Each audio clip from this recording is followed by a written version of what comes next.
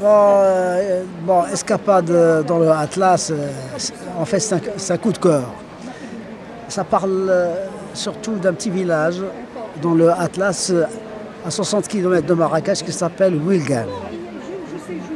Et moi, je suis un grand randonneur. Et un jour, en traversant ce village, venant de la mosquée de Tinmel pour le besoin d'un reportage, je traverse ce village, je quitte ma voiture, je m'allonge dans une prairière entourée d'arbres et c'était un bonheur extraordinaire. Et je me suis dit, Jawad, c'est là où tu vas continuer ta vie. Alors j'ai loué un petit studio chez l'habitant qui implanté dans une maison d'hôtes qui s'appelle Qasbat Ouilgan. Et cette maison d'hôtes, c'est-à-dire son propriétaire ne s'en occupe pas beaucoup. Alors elle avait un potentiel extraordinaire.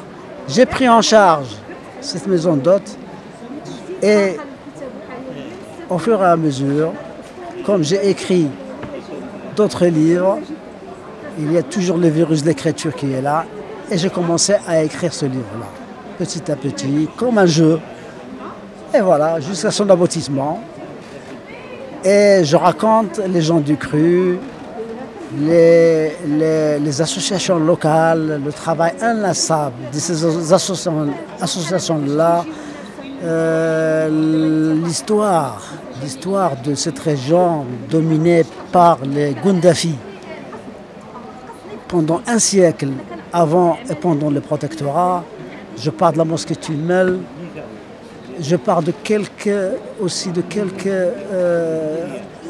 auberges emblématiques comme le sanglier qui fume, la roseraie et Chemomo.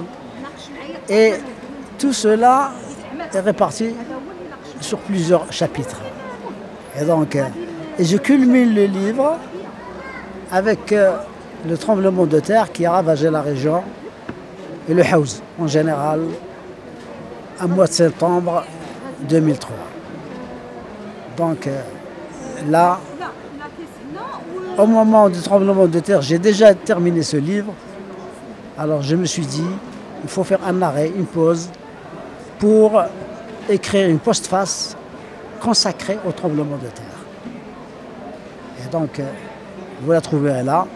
Cette postface, je raconte les difficultés de la région, les destructions massives qu'ont connues les maisons, et vous connaissez la suite.